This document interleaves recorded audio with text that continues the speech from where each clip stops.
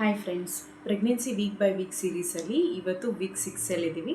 So ಈ week 6ಅಲ್ಲಿ ಏನೇನೆಲ್ಲ ಬೇಬಿ ಹೇಗಿರುತ್ತೆ, ಹಾಗೆ ಮದರ್ಸ್ಗೆ ಏನೆಲ್ಲ ಸಿಂಪ್ಟಮ್ಸ್ ಇರುತ್ತೆ, ಏನೇನೆಲ್ಲ ಚೇಂಜಸ್ ಆಗುತ್ತೆ ಅಂತ ನೋಡೋಣ. ವೆಲ್ಕಮ್ ಬ್ಯಾಕ್ ಟು ವರ್ಷ ಬೇಬಿ ಬ್ಲೂಮ್. ಫ್ರೆಂಡ್ಸ್, ಈ ಚಾನಲಲ್ಲಿ ನಿಮಗೆ ಪ್ರೆಗ್ನೆನ್ಸಿ ರಿಲೇಟೆಡ್ ಆಗಿರುವಂಥ ಎಲ್ಲ ಮಾಹಿತಿಗಳು ಸಿಗುತ್ತೆ. ಹಾಗೆ ಇನ್ನೂ ಯಾರೆಲ್ಲ ಚಾನಲ್ನ ಸಬ್ಸ್ಕ್ರೈಬ್ ಮಾಡ್ಕೊಂಡಿಲ್ಲ, ಸಬ್ಸ್ಕ್ರೈಬ್ ಮಾಡಿಕೊಂಡು ಲೈಕ್ ಮಾಡಿ, ಶೇರ್ ಮಾಡಿ. ಈ ಪ್ರೆಗ್ನೆನ್ಸಿ ಮಾಹಿತಿನ ನಿಮ್ಮ ಫ್ಯಾಮಿಲಿ ಫ್ರೆಂಡ್ಸಲ್ಲಿ ಯಾರಾದರೂ ಪ್ರೆಗ್ನೆಂಟ್ ವುಮೆನ್ಸ್ ಇದ್ದರೆ ಅವರಿಗೆ ಶೇರ್ ಮಾಡಿ. ಮಾಹಿತಿ ಇವಾಗ ತಿಳ್ಕೊಳೋದು ತುಂಬಾ ಇಂಪಾರ್ಟೆಂಟ್ ಫ್ರೆಂಡ್ಸ್. ಯಾವಾಗ ಏನು ಮಾಡಿಸ್ತೀವಿ, ಏನು ಮಾಡ್ತಾ ಇದ್ದೀವಿ ಅನ್ನೋದು ಇನ್ಫಾರ್ಮೇಷನ್ ಪ್ರೆಗ್ನೆಂಟ್ ಇರೋರಿಗೆ ಅಥವಾ ಅವ್ರ ಫ್ಯಾಮಿಲಿಲಿರೋರ್ಗೂ ಗೊತ್ತಿರಬೇಕು. ಸೊ ಹಾಗಾಗಿ ನಿಮ್ಮ ಫ್ರೆಂಡ್ಸ್ ಫ್ಯಾಮಿಲಿಗೆ ಶೇರ್ ಮಾಡಿ. ಫ್ರೆಂಡ್ಸ್, ಈ ವೀಕ್ ಬೈ ವೀಕ್ ಸೀರೀಸಲ್ಲಿ 6th ವೀಕ್ ಅಂತ ಹೇಳಿದ್ದೀನಿ. ಸೊ ಇನ್ನು ಉಳ್ಕಿದ ವೀಕ್ಸ್ಗಳನ್ನ ಯಾರೂ ನೋಡ್ಕೊಂಡಿಲ್ಲ, ಮಾಹಿತಿ ಬೇಕು ಅಂದರೆ ಡಿಸ್ಕ್ರಿಪ್ಷನ್ ಬಾಕ್ಸಲ್ಲಿ ಕೊಟ್ಟಿರ್ತೀನಿ. ಇಲ್ಲ ಅಂದರೆ ನೀವು ಚಾನಲ್ ಪೇಜಲ್ಲಿ ಬಂದರೆ ಪ್ಲೇಲಿಸ್ಟಲ್ಲಿ ಕೂಡ ಅವೈಲೇಬಲ್ ಇದೆ. ಸೊ ನೀವು ಅಲ್ಲಿ ನೋಡ್ಕೋಬಹುದು. ಫ್ರೆಂಡ್ಸ್, ವೀಕ್ 6ಅಲ್ಲಿ ಬೇಬಿ ಆಲ್ರೆಡಿ ನಿಮ್ಮ ಫಾರ್ಮ್ ಆಗಿರುತ್ತೆ. ಸೊ 6th ವೀಕಲ್ಲೇ ಬೇಬಿಗೆ ಹಾರ್ಟ್ ಬೀಟ್ ಕೂಡ ಬಂದಿರುತ್ತೆ. ಫ್ರೆಂಡ್ಸ್, ಇನ್ ಕೇಸ್ ಏನಾದರೂ ಹಾರ್ಟ್ ಬೀಟ್ ಬಂದಿಲ್ಲ ಅಂದರೆ ಮತ್ತೆ 1 ವೀಕ್ ಬಿಟ್ಟು ಡಾಕ್ಟರ್ ಚೆಕಪ್ ಮಾಡೋಕ್ಕೆ ಹೇಳ್ತಾರೆ. ಸೊ ಅದನ್ನು ನೀವು ಅವಾಗ check ಮಾಡಿಸ್ಕೋಬೇಕಾಗುತ್ತೆ.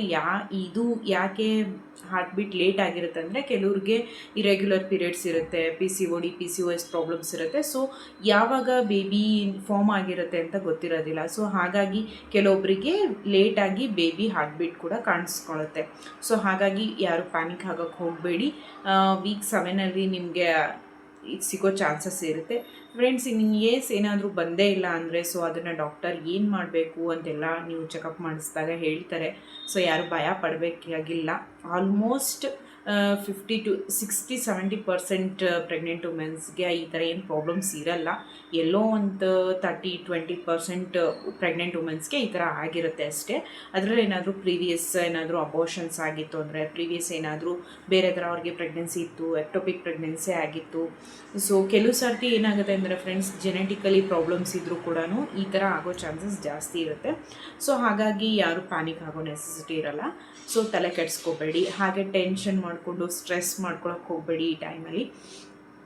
So baby heart beat ಇವಾಗ ಬಂದಿರುತ್ತೆ, ಬೇಬಿ ಫಾರ್ಮ್ ಕೂಡ ಆಗಿರುತ್ತೆ. ಬೇಬಿ ಹಾರ್ಟ್ ಬೀಟ್ ಬಂದ್ರೇ ಬೇರೆ ಎಲ್ಲ ಆರ್ಗನ್ಸ್ ಬೆಳೆಯೋದಕ್ಕೆ ಹೆಲ್ಪ್ ಆಗುತ್ತೆ. ಯಾಕಂದರೆ ಬೇಬಿ ಹಾರ್ಟ್ ಬಂದಮೇಲೆ ಅದು ಪಂಪ್ ಮಾಡಿದಾಗ ಬ್ಲಡ್ ಎಲ್ಲ ಕಡೆ ಹೋಗಿ ಬೇರೆ ಆರ್ಗನ್ಸ್ ಬೆಳೆಯೋದಕ್ಕೆ ಹೆಲ್ಪ್ ಆಗುತ್ತೆ ಫ್ರೆಂಡ್ಸ್. ಸೊ ಹಾಗಾಗಿ ಹಾರ್ಟ್ ಬೀಟೇ ಫಸ್ಟ್ ಬರೋದು, ಇನ್ನು ಉಳ್ಕಿದೆಲ್ಲ ಆರ್ಗನ್ಸು ಆಮೇಲಿಂದ ಡೆವಲಪ್ ಆಗ್ತಾ ಹೋಗುತ್ತೆ. ಸೊ ಈ ಟೈಮಲ್ಲಿ ನೀವು ಊಟನ ಚೆನ್ನಾಗಿ ಮಾಡಬೇಕು, ಓಕೆನಾ. ಸೊ ಮಗುವಲ್ಲಿ ಇದಿಷ್ಟು ಚೇಂಜಸ್ ಇರುತ್ತೆ.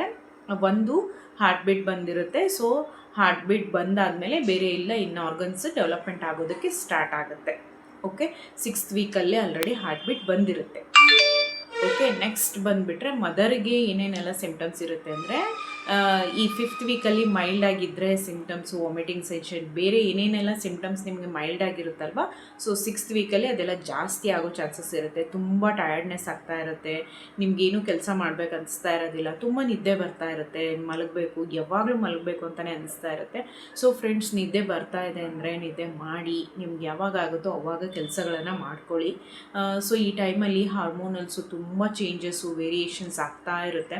ಸೊ ಅದನ್ನು ಯಾರ ಹತ್ರನೂ ಎಕ್ಸ್ಪ್ಲೈನ್ ಕೂಡ ಮಾಡೋಕ್ಕಾಗೋದಿಲ್ಲ. ಸೊ ಹಾಗಾಗಿ ನೀವು ರೆಸ್ಟ್ ಮಾಡ್ಕೊಳ್ಳಿ ಫ್ರೆಂಡ್ಸ್. ತುಂಬ ಜನ ಕೇಳ್ತಾ ಇರ್ತಾರೆ, ಸೊ ಅವಾಗಿನ ಜನ ಏನು ಮಾಡ್ಕೊಂಡಿಲ್ವಾ, ಇವಾಗಷ್ಟೇ ಈ ಥರ ಎಲ್ಲ ಪ್ರಾಬ್ಲಮ್ಸಾ ಅಂದರೆ, ನಿಜವಾಗ್ಲೂ ಹೌದು. ಯಾಕಂದರೆ ಇವಾಗ ನ್ಯೂಕ್ಲಿಯರ್ ಫ್ಯಾಮಿಲಿ ಆಗಿದೆ. ಸೊ ಒಬ್ಬೊಬ್ಬರೇ ಇರ್ತೀರಾ, ಸೊ ಒಬ್ಬೊಬ್ಬರೇ ಮಾಡ್ಕೋಬೇಕಾಗಿರುತ್ತೆ. ಬೇರೆಯವರು ಕೂಡ ಅದನ್ನು ಅರ್ಥ ಮಾಡ್ಕೊಳ್ಳಿ. ಸೊ ಅವ್ರಿಗೂ ಹೆಲ್ಪ್ ಮಾಡಿ, ಮನೇಲಿ ಫ್ಯಾಮಿಲಿ ಮೆಂಬರ್ಸ್ಗೂ ಅದನ್ನೇ ಹೇಳ್ತೀನಿ. ಸೊ ಅವರಿಗೆ ಹೆಲ್ಪ್ ಮಾಡಿದ್ರೆ ಎಷ್ಟೋ ಉತ್ತಮ ಅಲ್ವಾ. ಸೊ ಅವರೊಂದು ಬೇಬಿನ ಕ್ಯಾರಿ ಮಾಡ್ತಾ ಇರ್ತಾರೆ. ಸೊ ನೀವು ಕೂಡ ಬೇರೆ ಹೆಣ್ಮಕ್ಳು ಕೂಡ ಅದನ್ನೆಲ್ಲ ಅನುಭವಿಸಿರ್ತೀರ. ಸೊ ಅವ್ರಿಗೆ ಹೆಲ್ಪ್ ಮಾಡಿ ಅಂತ ಹೇಳ್ತೀನಿ. ಸೊ ಫ್ರೆಂಡ್ಸ್, ಮೊದಲು ಆ ಥರ ಎಲ್ಲ ಟೆಸ್ಟ್ ಇರಲಿಲ್ಲ, ಇವಾಗ ಬಂದಿದೆ ಅಂದರೆ ಮಾಡಿಸ್ಕೊಳ್ಳೇಬೇಕು.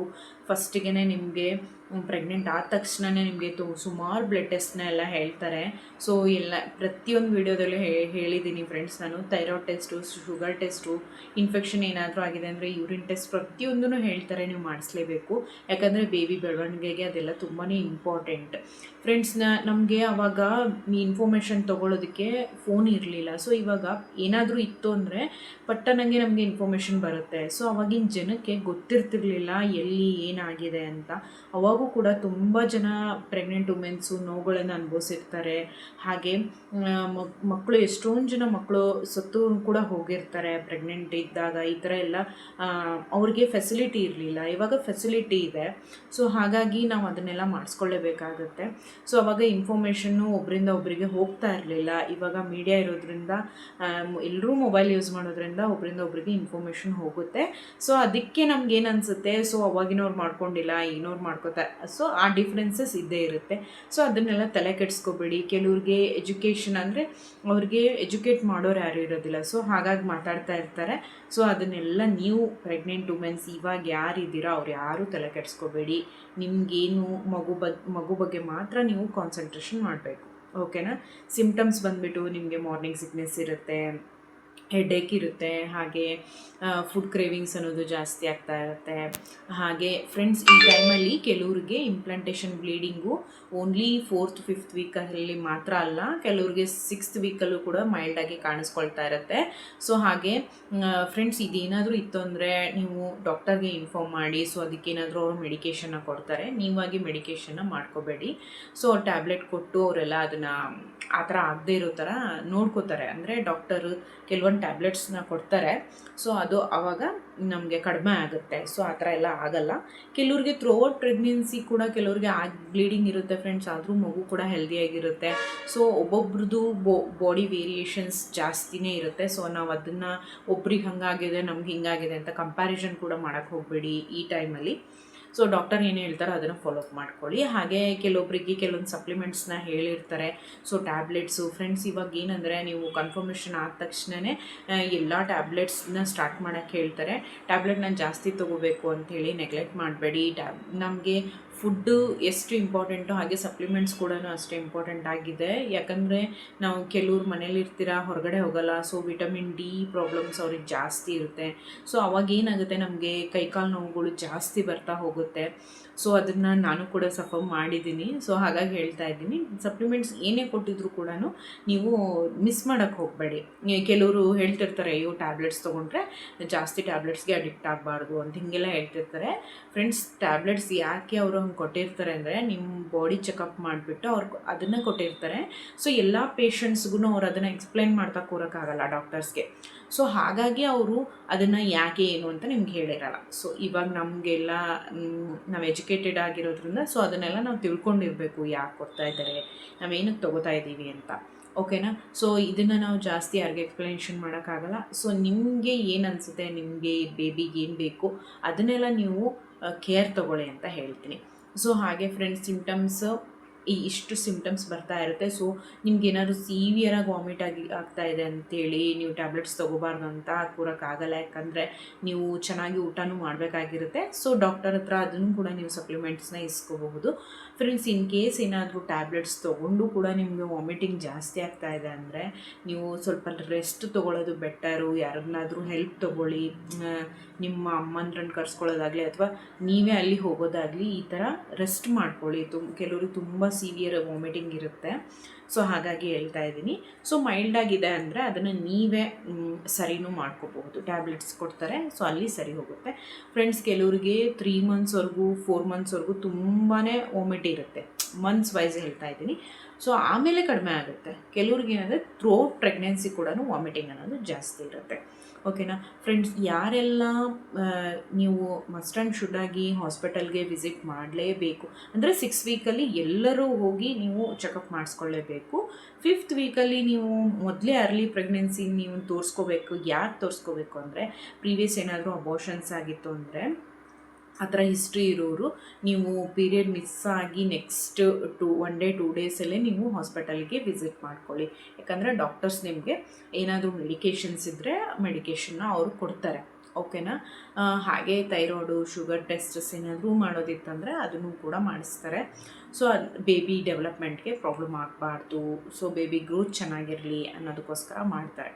ಓಕೆನಾ ಫ್ರೆಂಡ್ಸ್, ಈ 6th ವೀಕಲ್ಲಿ ಇಷ್ಟೆಲ್ಲ ಚೇಂಜಸ್ ಇರುತ್ತೆ. ನಿಮಗೆ ಎಲ್ಲನೂ ಸ್ವಲ್ಪ ಜಾಸ್ತಿಯಾಗಿ ಕಾಣಿಸ್ಕೊಳ್ಳುತ್ತೆ ಸಿಂಟಮ್ಸ್ ಎಲ್ಲನೂ.